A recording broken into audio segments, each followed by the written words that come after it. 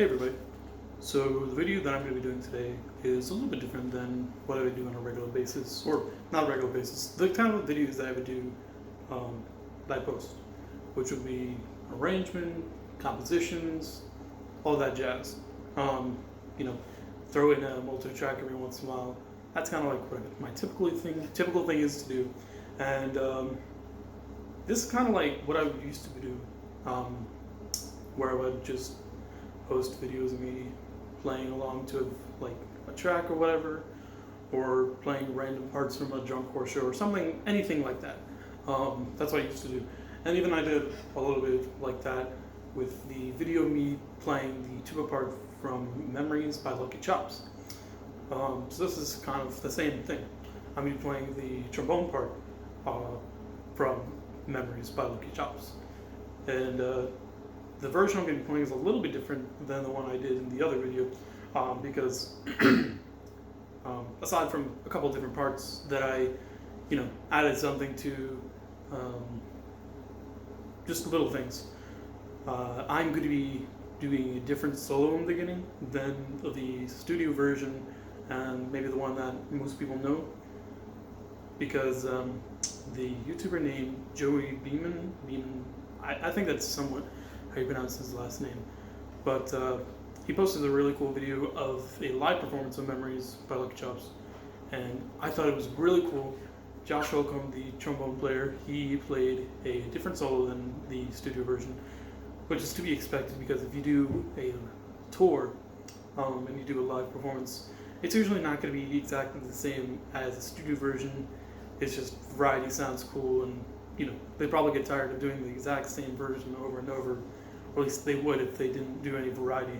So I'm doing that video version of the trombone solo and a couple little things that sound different maybe than the studio version or the album version from last year. So yeah, I'll leave a link to that video in my description. Also his channel, you should check it out. He does a lot of really cool videos of him, like transcribing the Trio Thursday videos that they used to do.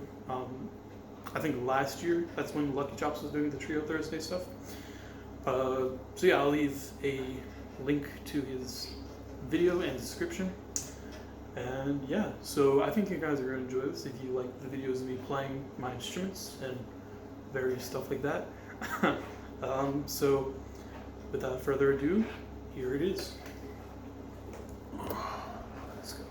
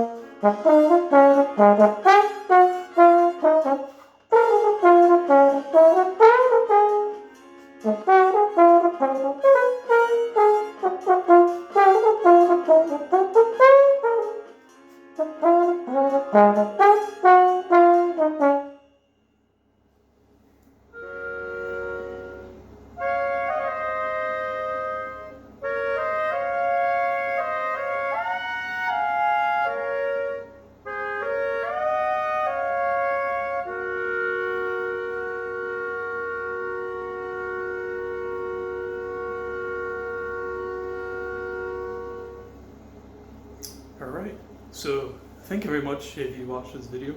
I appreciate it a lot. It'd be really cool if you could leave a like on this video and possibly even subscribe.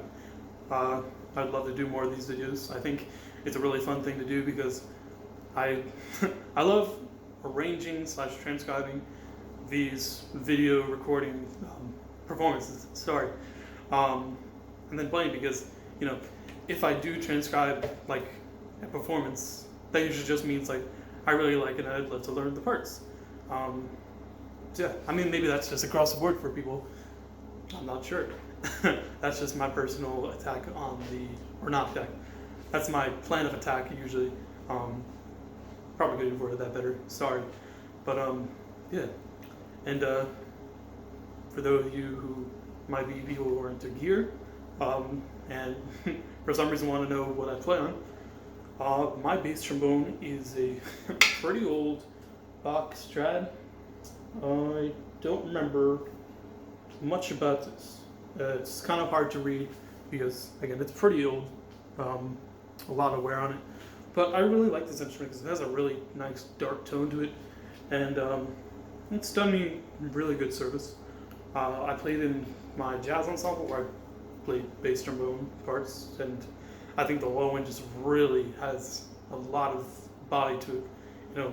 Like the pedal tones on it just are so clear, and the dynamic range is just really incredible. Like I think there's been plenty of times where I've been told I'm playing too loud, because it's just this instrument is so nice and free blowing, and it's a really well made instrument.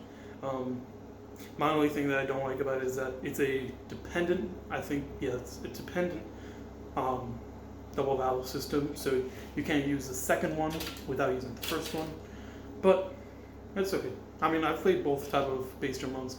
Honestly, I prefer the independent valve because instead of going down to an E flat like this with both of them down, with an independent you go down to D, or I don't know if there's different ones that go down to lower notes or vice versa. I'm not sure, but so that's what my bass trombone is. I enjoyed playing on it. It's a really fun bass drum to play. And so my mouthpiece, I play on a Denis Wick London 00 AL. So that's pretty much the biggest trombone mouthpiece, or I guess you would say bass trombone mouthpiece that they have. It's just the standard model. It's not any other more high-end, or not high-end, but more other like designer mouthpieces. Because opposed to that, I have my tuba mouthpiece, which is, let me grab, it is a Denis Wick 3L Heritage, and I love this mouthpiece too. It's gotten me a lot of success, also with my playing just improving. But yeah, this is just the standard one, but I really like it. It really works well with this bass trombone, because, like, man, this is a really deep cup, and I think it's really great for, someone as a doubler like me who primarily plays tuba, but also plays bass trombone. I think it's a really good thing because it has the deep cup of a tuba mouthpiece, but it still maintains all of the other qualities of a regular bass trombone mouthpiece. So I really like it. If you're looking for a mouthpiece that is good for a doubler who mainly plays tuba and doubles on bass trombone, I would highly recommend this because it just has a great tone. It does take maybe a day or so to get used to if you're playing on maybe a smaller mouthpiece, because it's just a different feel, but I think it's a good different feel. I think it's very comfortable to play on. I mean, just all around the horn, it feels really nice. For example, I can't play super high notes with the best quality of tone on this. I can still hit the notes, but it's not going to be having as quite a full of a tone as if I was playing on a regular tenor trombone with the tenor trombone mouthpiece. But I could still hit on. It's just maybe not as clear. Which, if you think about bass trombone, they don't particularly play extremely high notes anyway. Low notes is what they're good at, and low notes is what this bass trombone does good with. Let me tell you. So yeah, this is kind of been a long video, so if you watched the full thing, thank you very much. I appreciate it.